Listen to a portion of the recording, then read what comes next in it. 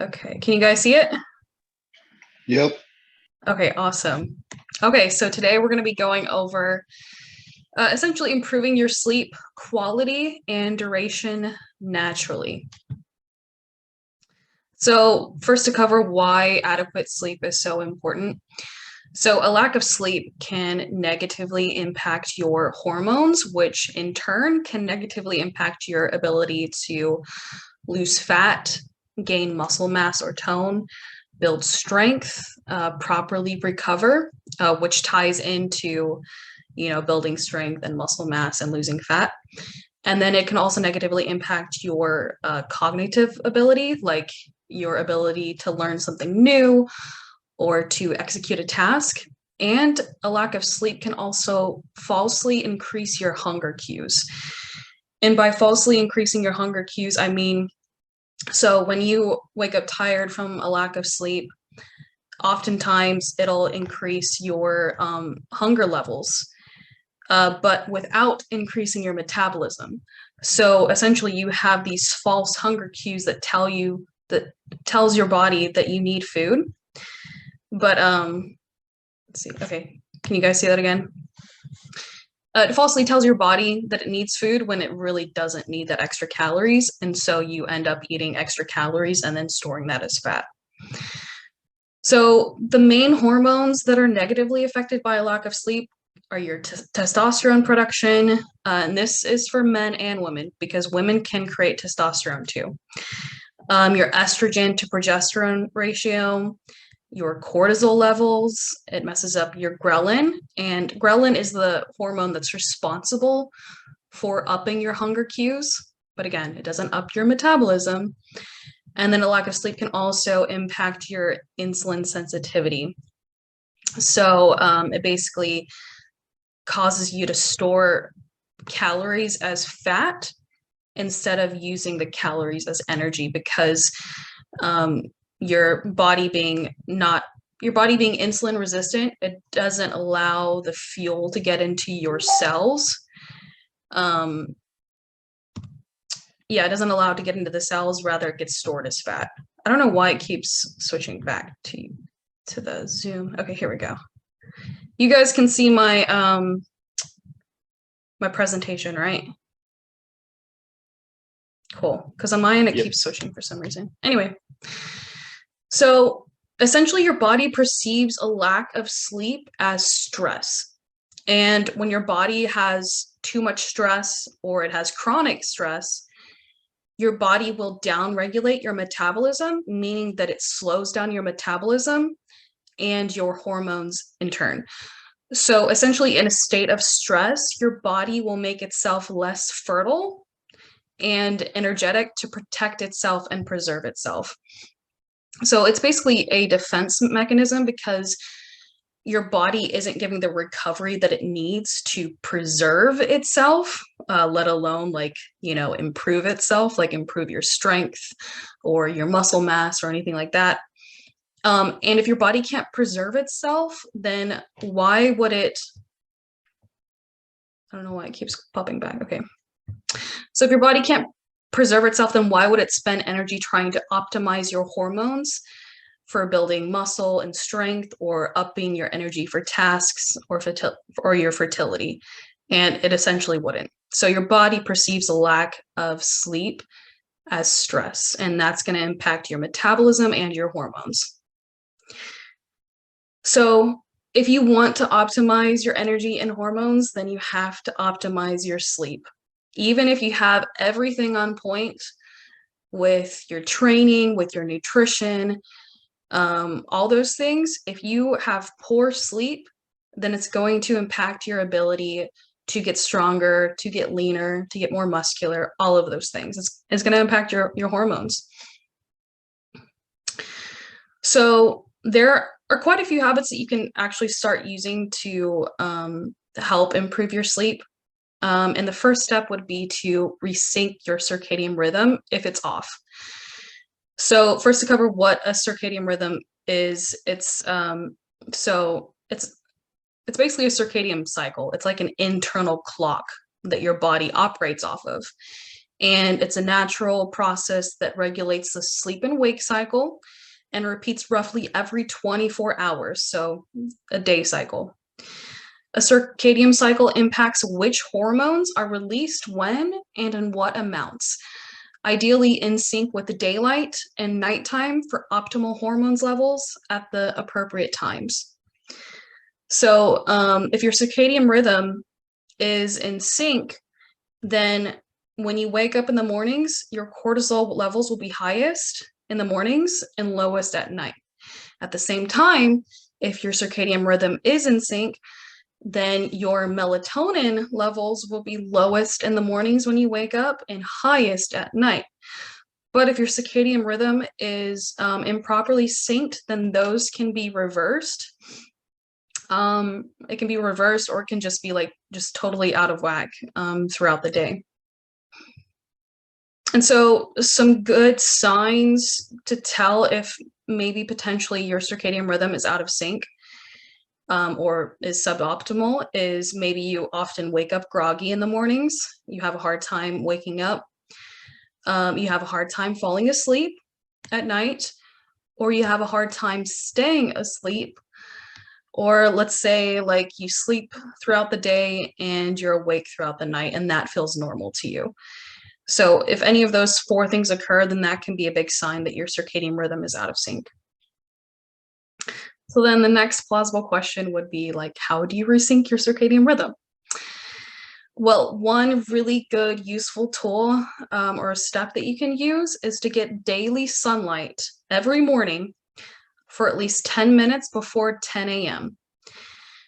So I personally like to do this fasted in the mornings, just because I'll drink water first, and I just have maybe like an hour and a half before I eat my first meal. So I'll do it when I wake up, just get dressed, go outside, walk around the block. It takes me like 12 minutes to walk around my block, and that's my daily sunlight for the day. And the reason why you want to do it before 10 a.m. is because our bodies respond specifically to the sun rays that the sun emits before 10 a.m. And that's what will help you to resync your circadian rhythm and like finally start feeling like you have more energy in the mornings and you're able to wake up more easily. Another useful supplement that you can take is licorice root. So as I was saying earlier, if your circadian rhythm is in sync, then your cortisol levels should be highest in the mornings when you wake up. And what taking licorice root will do is it will increase the half-life of your cortisol, basically increasing like how long it lasts throughout the day. And so if you take that in the morning, then it'll help to whatever cortisol levels you have in the mornings, it'll help to keep that in your system longer. And so you'll have that energy longer in the mornings and early afternoons. So the brand that I really like to take for licorice root is Biomatrix on Amazon. I want to say it's like $40, but you only have to take 8 drops for it to have this effect. So it ends up lasting a really long time. And so I and my clients who I have take this supplement for that purpose, we've all found it extremely helpful for that purpose with bringing more energy in the mornings. So another step that you can take is limiting or choosing the appropriate cutoff time for your caffeine intake. So caffeine in coffee has a half-life that can vary depending on the person's metabolism. So if you have a really fast metabolism, its half-life can be even faster. If you have a slow metabolism, its half-life can be even slower. But in general, I recommend to stop consuming coffee or caffeine between 12 to 2 p.m. Particularly if you're going to be aiming to get in bed between 10 to 11 p.m., which is the ideal time to go to bed. And I'll cover why that's the ideal time to go to bed in later on in this. Okay, so another step that you can take to resync your circadian rhythm and to help you to fall asleep better when you do get in bed is to reduce your electronic screen time after dark. So ideally, you would want to do it after sunset. And the time for sunset's gonna vary, depending on where you live. But in essence, like whatever sunset time is for you, that's the ideal to start reducing your electronic screen time. Because electronic screen time, so electronics emit a lot of blue light, and even like the lamp by your desk, or the lamp in your bedroom, that emits a lot of blue light as well. And blue light stimulates our brains, essentially telling us that it's daytime, even if it really isn't. So, so if you can reduce your blue light before or at sunset, that's ideal. But if not, then I would say no later than 8 p.m. So you can actually, a lot of electronics like laptops, computers, things like that, they actually have a setting within themselves where you can turn on a blue light filter. And that's when it makes your screen look really amber. And that's really helpful for this purpose. Most devices have an automatic timer for this. But if not, you can just go into your settings and just do it every time around sunset or at 8 p.m., whichever one works for you. Or you could just choose to reduce your screen time after sunset or 8 p.m. But if that's not feasible, then the blue light filter on your electronic devices is great. And then on top of that, I really like to use a blue light blocking glasses after sunset or 8 p.m. And you can just do a quick search on Amazon. You can buy a pair for like $12, super cheap, and it'll, as long as you take care of them, they'll last you forever. Okay, so another step that you can take to improve your ability to fall asleep and stay asleep is to provide your body the energy that it needs to sleep. Because sleep actually requires energy, and as many of you know, energy is calories and calories is energy. So, if you're going to bed starved, have you ever like gone to bed starving and then like you find you cannot sleep well at all? Like that's one of the reasons, is because your body might be tired, but it needs energy in order to sleep. Sorry guys, I gotta plug in my charger. Okay, cool. So another interesting fact is our livers actually work the hardest while we're asleep, like the first couple of hours that we sleep. So if you're going to bed between 10 and 11, your liver is actually going to work the hardest between 12 and 3 a.m. And your liver actually needs glucose. It needs energy in order to do its really, really hard work. So if you often find yourself waking up in the middle of the night, specifically around that time, 12 to 3 a.m., again, if you go to bed between 10 and 11 p.m., or if you go to bed later, it'll be like maybe a couple or a few hours after that is when you often find yourself waking up, then that can be a big indicator that your liver is waking you up because it needs calories, specifically glucose, and glucose is a carb. So I don't know if any of you guys find yourself waking up in the middle of the night and you feel like you need a midnight snack. That's a big reason why. It's your body is telling yourself that it needs energy. So a good way to provide your body the specific energy that it needs, glucose, is to consume about 1 tablespoon of honey before bed by about 30 to 60 minutes each night. And that helps a lot. And it'll also help to make you sleepy too. So another big factor is magnesium. So most Americans are deficient in magnesium, and it's practically impossible to get enough magnesium through our Western diet alone. Just due to crop practices and things like that, not allowing the land to recover between seasons and things like that. So that essentially makes it required to get to supplement in order to get adequate levels of magnesium. So magnesium is shown to bring relaxation to your muscles, your emotions, and mind. And it's shown to relieve anxiety in those who suffer from frequent anxiety. It also improves your ability to fall asleep and stay asleep.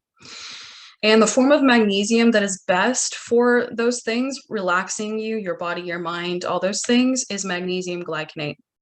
And the brand that I really like to take is Farm Haven Magnesium Glycinate and Malate on Amazon. I don't remember the price point, but you only have to take 2 capsules at night. Again, like 30 to 60 minutes before you plan on going to bed. Another supplement that you can take to help you fall asleep and stay asleep is Nested Naturals Luna Herbal Sleep Aid. So all of these ingredients are all natural, they're herbal, and they are shown to bring about relaxation and rest. And by the way, disclaimer, I am not sponsored by any of these supplements, so I'm not trying to push supplements on you guys. These are just things that I have used personally, and I really have found to be very helpful, and that I have had my clients take, and they've all drastically helped my clients as well with their sleep as well. So with this brand, they also have a melatonin version, but choose the melatonin-free version. And the reason why is because melatonin has been shown to decrease your sex organ size and sex drive in animals. Now, as far as I know, I don't think there have been any studies on this fact on humans. But I mean, we can essentially ascertain that it's very likely it could apply to humans as well. But one thing that we do know is that melatonin is an exogenous hormone. And we know that when you take exogenous hormones, doing so decreases your body's ability to create its own melatonin. So if you're taking melatonin regularly, then your body's going to either stop or it's going to start down-regulating its own production of melatonin. And so when you stop taking that melatonin, then your melatonin levels that are being produced in your body are going to be really, really low. So yes, take the melatonin-free version. And take about 2 to 3 capsules. I think it's 2 for women, 3 for men, 30 to 60 minutes before bed. Okay, so a final supplement that is really helpful is taking a probiotic 30 to 60 minutes before bed. So I've said that for like every single one of those supplements and the honey. So that means, you know, these might seem like a lot of steps, but you can take all of those supplements and the honey at the same time. So it's really easy and convenient.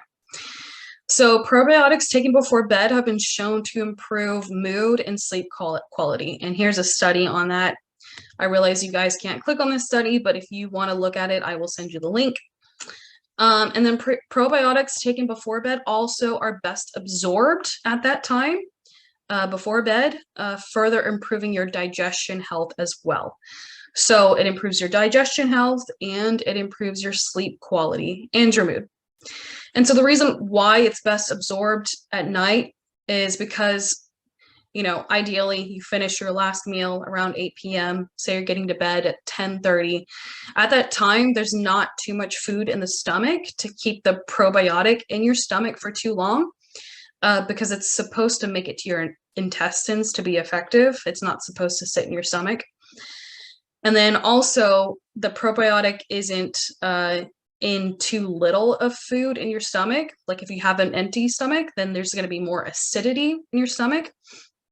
And that's going to break down the probiotic too quickly.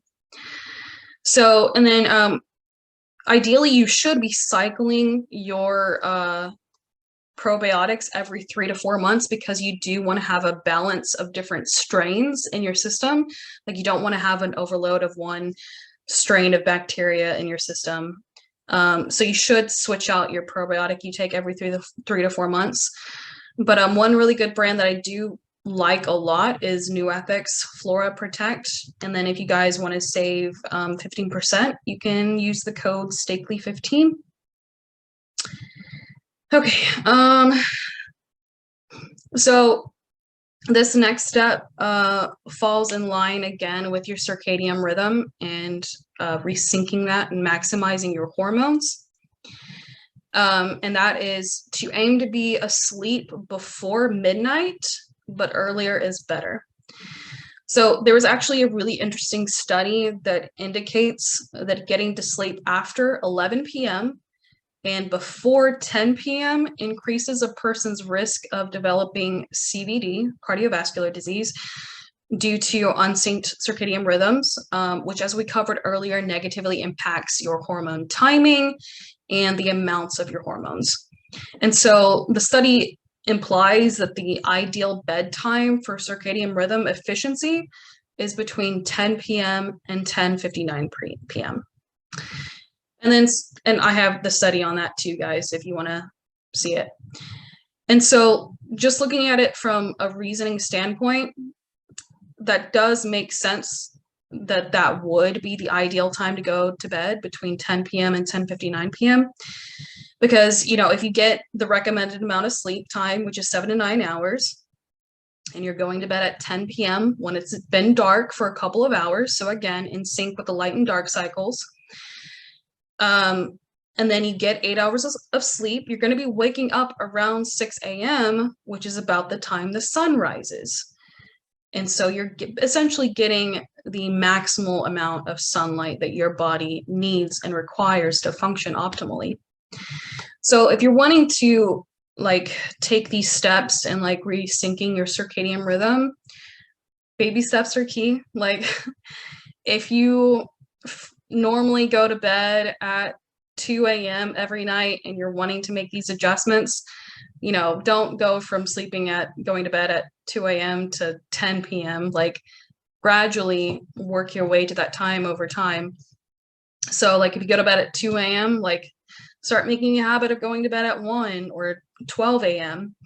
And then once that becomes a habit and that feels natural and normal to you, then do another baby step, like try 11 p.m. and then 10 p.m. Whatever you find works for you and works with your schedule, of course. So to summarize these steps, there were 8 different steps. You should do daily walks in sunlight before 10 a.m. for 10 minutes. Step number 2 is to stop drinking coffee and caffeine by 12 to 2 p.m. Step 3, limit blue light exposure from electronic devices after sunset, ideally, or no later than 8 p.m.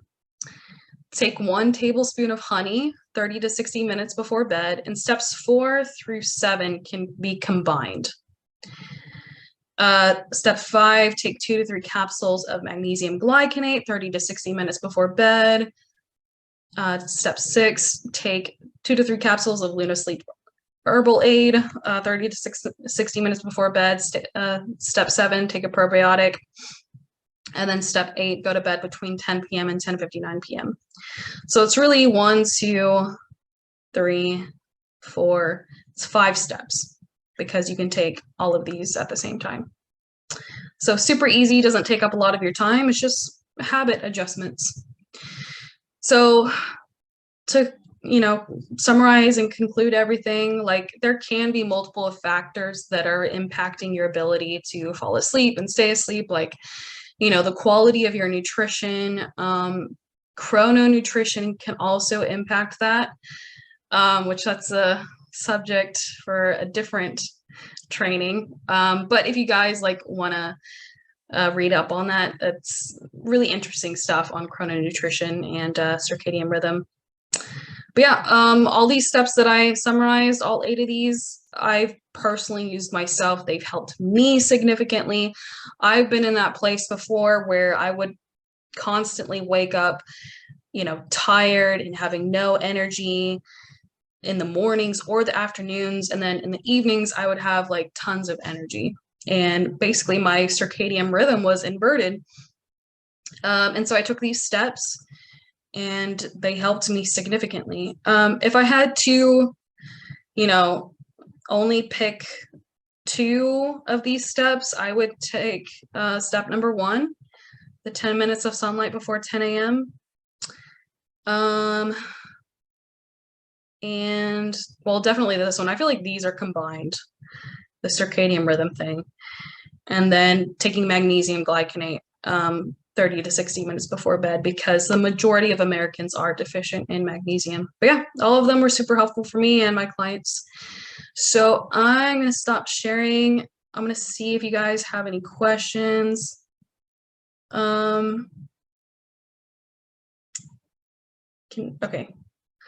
So Ronald asked, what if it is hard to do because of crazy work schedules? Like working night shift work, Ronald? Well, my Canadian rhythm is all messed up. I can't hear you. I think you gotta unmute yourself. I unmuted myself. Can you hear me now? Can't hear you. What? No? Okay, so I guess I can answer it generally. So yeah, if you work night shift work, then obviously that's not ideal for your hormones, but we can still make it work. Just making sure that you're getting to bed at a consistent time, making sure that you're getting sufficient sleep. And if in that process, say you don't, the quality of your sleep is poor, then we can introduce those supplements to help improve your sleep. But in general, yeah, if you are like switching up your times that you go to bed every night, then that can be really detrimental to your health. So yeah, if you are like a night shift worker, the best thing to do would be just make sure that you're getting to bed and waking up at consistent times, and of course improving the sleep quality. Did anyone else have any questions? You guys gotta unmute yourself if you have questions. I did unmute myself. Yeah. Why is that? Can you hear me? Yeah, I hear you. Okay. I can hear you. Okay. Okay, what was your question, Joseph? I mean, I've been doing your program for a while, so a lot of this stuff is now I would say old news, but it's pretty helpful. But for those who may have sleep apnea, those are CPAPs. What other has there been anything else to show that can help people who are part of that, who do have sleep apnea? Yeah, so what's really going to impact sleep apnea is, so oftentimes people with sleep apnea are overweight. And so what significantly helps to improve that is getting their BMI under order, which is, reducing their body fat, increasing their muscle mass, and oftentimes sleep apnea goes away after that. Okay. How long usually? Depends on how long it takes for them to lose weight. Now, for my instance, for sleep apnea, I know for some people like myself, I have adenoid glands that are swollen, tonsils that are swollen, deviated septum. And it's like, there's a lot more than just the weight issue. Now, I will say this, they have mentioned before, if you get your body fat count down, your weight down, there's a better chance of breathing. And for the most part, we have to have a mask. I know those have got to play a factor. Are you aware of that as well, or no? Yeah, so you're talking about swelling. So that's inflammation in the body. And so that would come down to reducing overall inflammation in the body. But more or less in the body, more or less like in their, like the glands, like your adenoid glands back here, your tonsils, and your other stuff up inside. Yeah, so inflammation can occur like any part of the body. And if you work on reducing inflammation overall, then it's going to affect those areas as well. And so you can reduce inflammation by ensuring that you have high quality whole foods, versus like junk foods, or I know you mentioned that you're sensitive to dairy, so we've worked on removing that. also could be a histamine issue. And we can talk about that sometime if you'd like. So, a lot of people nowadays are facing histamine intolerances, Mhm. and it's essentially a buildup of histamine. So, histamine is natural, but when there's a buildup of histamine, either through food sensitivities or people sometimes lack in the enzyme that's responsible for breaking down histamine, which off the top of my head, I want to say that enzyme is DOA. That can create flare-up responses in different parts of the body. So that could be an issue too. Do you have regular, like, daily allergies or anything like that? None that I know of. I've talked to other people in regards to um, swollen lymph nodes, swollen tonsils, what could be the case. And it seems to me that usually it's, for instance, I do know when it comes down to what you eat, like processed foods, like fast foods. My father and I both had the same issues when it came to regards to sleep apnea, and realized that every time we would have a Whataburger, as much as we loved them, uh, I would always have me and him would both all of a sudden have mucus build up all of a sudden, as That if sounds we're, like a histamine reaction to me, yeah, actually. it is. So yeah, it is a histamine reaction, and it was just like, this has got to stop. So I stopped that, and I didn't have that issue anymore. And since I've been on this program, there's a lot has changed with the nutrition. When you start adding the nutrition, you start adding the honey. A lot of these steps that you implement, even though I work nights at a graveyard shift, a lot of it has helped out. And going back to a fast food item like Whataburger, it's just like you can feel it. Not only that, as your body's digesting it and passing it, you can smell Yeah. it. And it's like, whoa, it's a lot. It's you just have to realize, well, okay, there's a lot that people either forgotten or don't do, which is mainly nutrition, exercise, and a little all these other remedies you've mentioned actually have helped. So, and I don't have as Mm. much problems. In fact, when I get off of work, I'm like, I'm exhausted and I go to bed. And it's where beforehand, I would be staying awake and it's like, why can't I go to sleep? And I'd always struggle. Now it's not like that anymore. Yeah, no, that's awesome. That's a really big win. So that's great. But yeah, sometime let's talk about you didn't tell me before about your tonsil thing, or that inflammation, and we can talk about that sometime to go over steps to reduce inflammation overall and All see if it actually is a histamine response too. right. Yeah, does anyone else have any questions? I don't see any questions on Facebook, I don't think. Let me double Actually, I check. do have a question. I Yeah, do go have a ahead. question. Uh, Now, all these products you mentioned earlier, like the Luna, I've actually ran out some time ago, and I decided to not order one. I just hadn't had time either. And even without it, I've actually done pretty good. Which one is The it? honey, this one.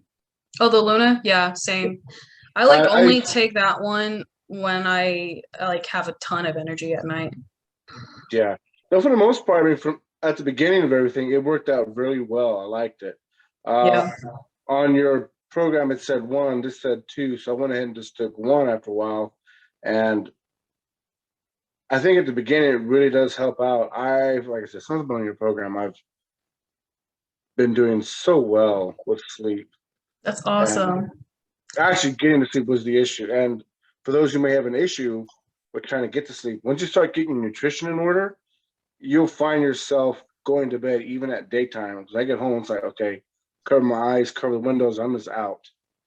So it's helped out a lot. Yeah, do you remember your sleep before you started with me? God, it sucked, man. I would get home around 7. I wouldn't go to bed till like 10. And there were times I'd worry because I'd have a 12-hour shift and I gotta be up at 3 o'clock in the morning, 3 o'clock in the afternoon, so I can get there because I have a 2-hour drive ahead of me because of traffic. So it's helped out a lot. So I'm grateful for it. Heck yeah. Yeah, you've really improved a lot in that aspect. Can you hear me now? Yes. Okay. The problem was I had my computer on mute. Okay. So it wasn't me. It was Yeah, you. no, it wasn't. Okay. Sorry. No, I was gonna say like things like melatonin and Ambien. I know they're prescribed, but those are only short-term fixes. Those are only supposed to get your rhythm back into to fix, because they use them a lot on pilots. Because I used to be a pharmacy tech, they use them a lot on pilots or like people that have irregular sleep cycles. I was saying before, I have where I'm working all night, and then the next day I have to be up for another gig or something, and sometimes I'm working nights, sometimes I'm working days, so my sleep schedules bounce around back and forth a lot of times. So Mhm. it's hard to get a circadian whatever rhythm going. Circadian rhythm. Yeah, in situations like that, it does make it really difficult. Like in regard to optimizing your hormones and things like that. But if that's your work life and you don't have a choice, like say you don't have an option for a different type of job, then that's just something that we have to work with. And in that case, like still making sure that you have high quality sleep, and the endurance of your sleep is good, like duration, I mean. But yeah, still even in extreme situations like that, I'm still iffy about taking prescription stuff like Ambien. Melatonin, I still think that the option that I provided, the Nested Naturals Luna Herbal Sleep Aid, is way better than melatonin. It doesn't give you those weird nightmares that melatonin does. Doesn't affect with your hormone production of melatonin. And magnesium is like super powerful in just relaxing your entire body and making you sleepy before bed. So in extreme situations like the example that you gave, Ronald, like for sure I would definitely try the natural route before any other extreme measure. I wanted to say something about the melatonin. I had before we had started the program, you had asked me a question when it came down to what were my macros, and I had mentioned I was eating about 842 calories a day because my job was stagnant. And when I thought about that, I went back to realizing that the melatonin only helped so much at the beginning, and then I would find myself taking double, or Yeah. almost 3 times the prescription. I was like, okay, this is gotta stop.